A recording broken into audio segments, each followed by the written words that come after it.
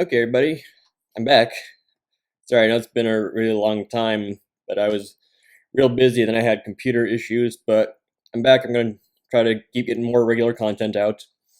I plan on doing a season 2 of Orthodoxy videos because it is the Christmas fast now. But today we're just going to do a quick fun one. It's one I wanted to do for a long time, but I haven't got around to it. Mine's two of my favorite interests: world religions and Disney movies. So, we're going to be analyzing the religions of the Disney princesses. So I'll be going through each of the official Disney princesses, and then a couple of ones at the end that aren't official Disney princesses but are female Disney heroines. Yes. All right. So we'll just go right in order. We'll start with Snow White. Okay. So Snow White is generally associated with the Brothers Grimm fairy tales, who are Germans. So it's probably meant to be set in Germany. And based on what we see in the movie, the clothing and everything, it looks really old, like medieval, pre-Renaissance, pre-Reformation. So I would lean towards Catholic for Snow White.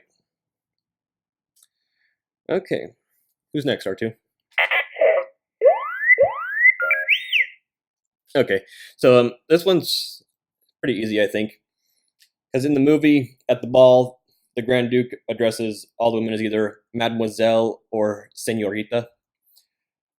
And there's a little principality in between France and Spain called Andorra.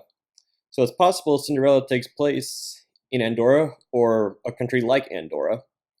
So if it's situated between Spain and southern France, that's a pretty strong indication for Catholic, especially given the time it takes place. So Snow White and Cinderella, I lean toward Catholic for both.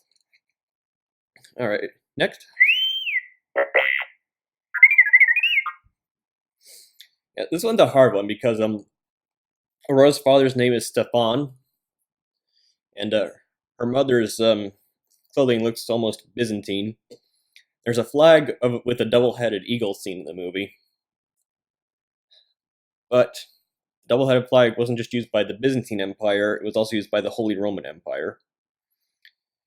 And there's not enough Byzantine or other Eastern European style visuals in the movie for me to give us an Orthodox Disney princess, unfortunately. So I'm leaning towards another Catholic here.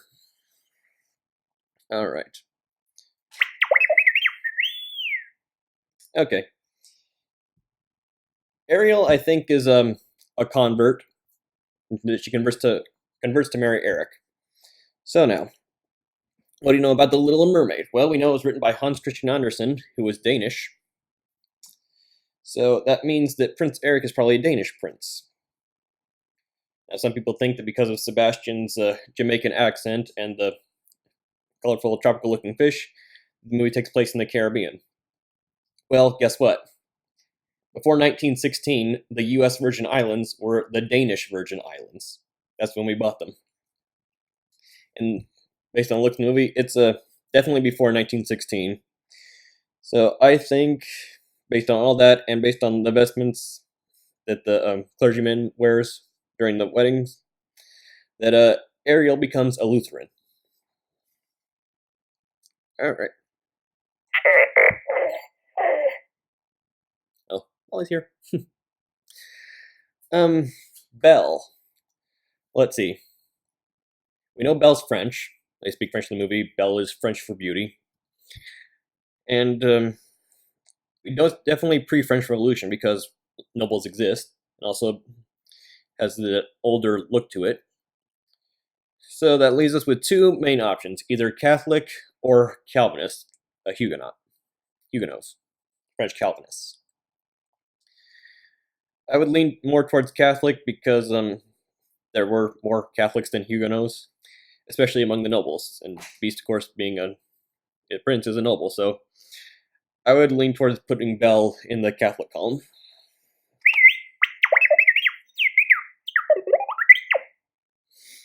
Okay, yeah, this one's a real easy one. There's Arabic script throughout the movie.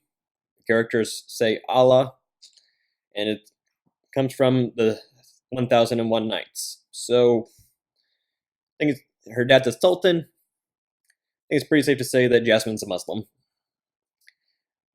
Whether it's Sunni or Shiite, I'm not sure. I would lean towards Sunni because there are more Sunnis than Shiites, and also because Sultan, from what I remember, it's only ever been used by Sunni powers like the Turks or the Sultanate of Oman in the southeast portion of the Arabian Peninsula.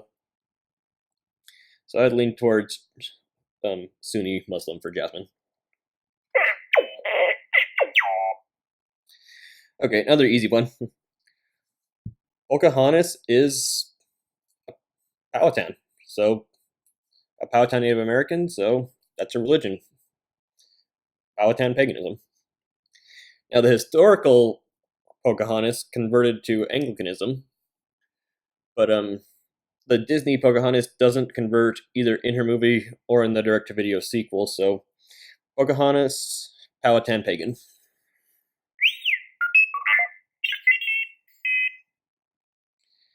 Yeah. Mulan,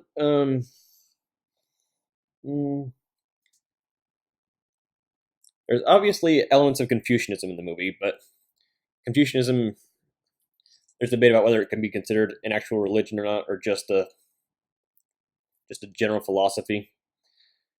So we know it's China. So there's also honoring the ancestors, typical of Chinese culture. So she doesn't really seem to be like the laid back Taoist type. So I would lean towards a mix of Confucianism and Buddhism, but I'm not 100% sure on this one. So feel free to chime in with your own thoughts. Tiana. See, it's 1920s New Orleans.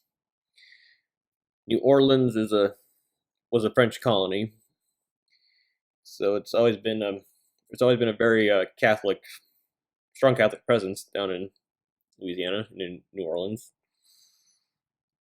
So, despite it being the American South, I would lean towards putting Tiana in the Catholic column because, again, it's New Orleans.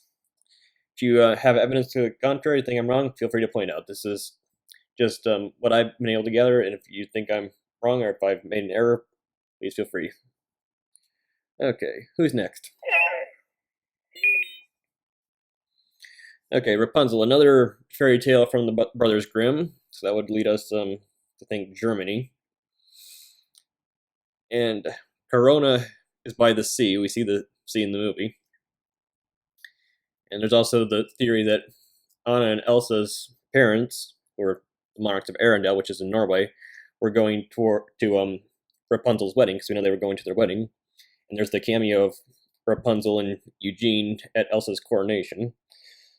So, if the Easter eggs are meant to be more than just Easter eggs, that means that Corona and Arendelle are within sailing distance of each other. They're probably close to each other. So if Arendelle's in Norway, that would lend credence to Corona being in Germany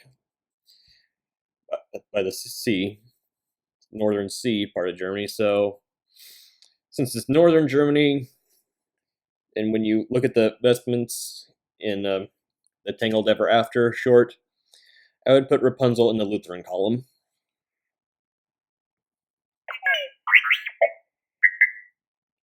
Yeah, Merida, I'm really not sure where to put her. It looks to be post-Christianized Scotland, but also quite early, so either Catholic or Presbyterian. I just don't know enough about historical clothing to place this.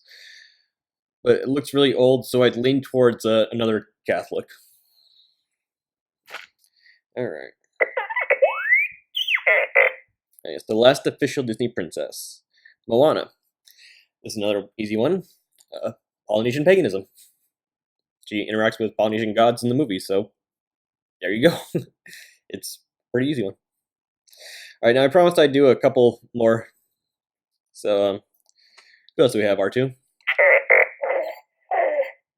Oh, this is an easy one. Again, going off what we mentioned with Rapunzel. Well, in the movie, we see Elsa crowned queen by a Lutheran bishop in a Lutheran church. And again, it's Norway, so 19th century Norway, gotta be Lutheran. Anna and Elsa are Lutherans.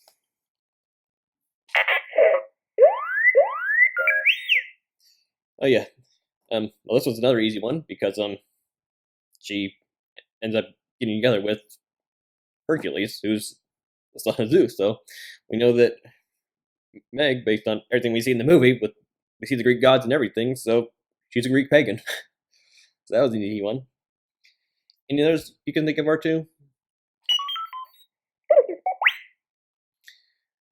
Oh, well, she has a British accent, so I'd say Anglican.